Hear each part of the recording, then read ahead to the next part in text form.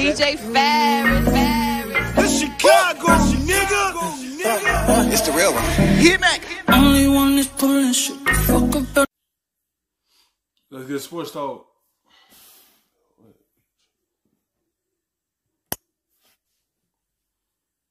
Scotty Miller, before AB got there, in 7 games, 25 catches, over 400 yards, averaging over 15 yards per catch. Louis Riddick, what do you see? Yeah, look, Scotty Miller has been dealing with some injury, but you're right. Look, he's a guy who had emerged and someone who had become a legit home run hitter for them. And it is disappointing that you have seen his production kind of fall off a cliff. I'm hoping they're able to work him back into it. With AB, look, there's been some shots that really, in football games that he has been playing in. This is what could happen. Scotty Miller is a good wide receiver. You got Mike Evans. Then you got Godwin. Then you got Gronkowski. You had OJ before he got hurt. It's only one football. Scotty Miller, he had his production going up. It went down because majority of his touches is going to AB. So it's going to be some friction in the locker room. They might ain't going to tell you behind the scenes, but it is. When you're so used to getting your touches and they go into someone else and your production go down, not because you haven't been playing well, it's because you add another star player onto this team, and he's going to want his touches also. I think that's what causing this kind of rift of a losing streak a little bit, because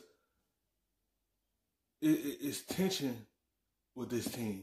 It might don't look like it, but it really is. That really have nothing to do with him in terms of them not being able to hit on him. That Thomas just flat out missed him. I think overall, I'm not going to focus too much on the fact that AB is a direct cause of this offense not being as efficient as far as Tom Brady is concerned since he has been there. I'm not going to say it's just him.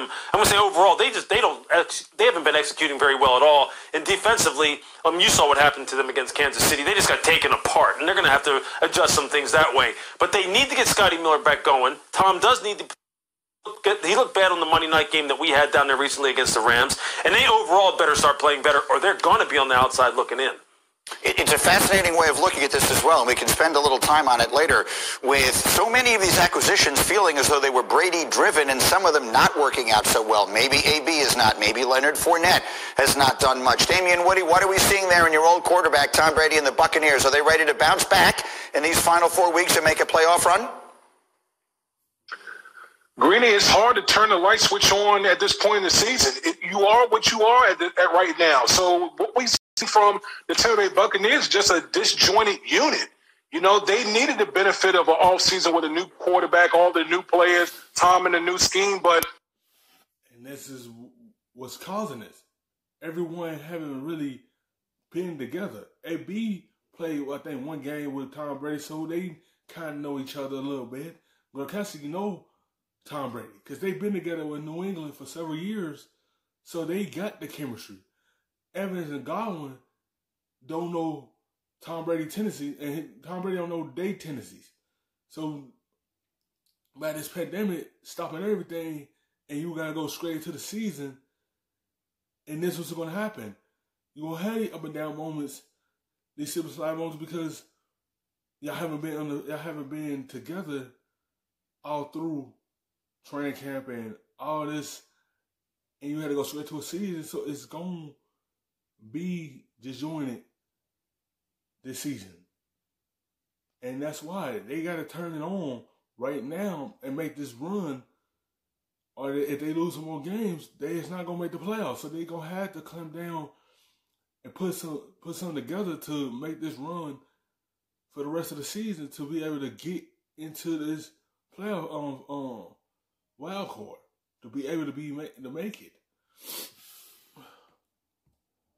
What we've seen is Tom Brady missing receivers. You know, disputes about what system is best. You know, is it Tom's system with New England or this Bruce Arians, system down in Tampa? That's not going to get fixed in December. So I think the Bucs are what they are right now. Do they come out, Dominic, quickly, do they come out and look like a different team after a bye week? It's a very late bye, the latest that anybody had in the sport. Is that enough time, that time off and self-scouting, to come out and look at least a little bit different offensively?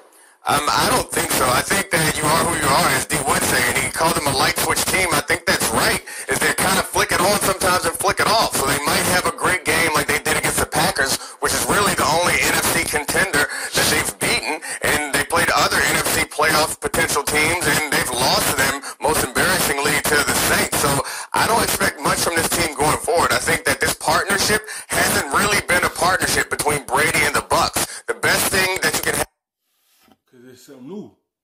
Tom Brady's in a different system. This is not the system he used to. This is something he have to make adjustments to. You know, he gonna be the one. He got to be the leader and adjust to it.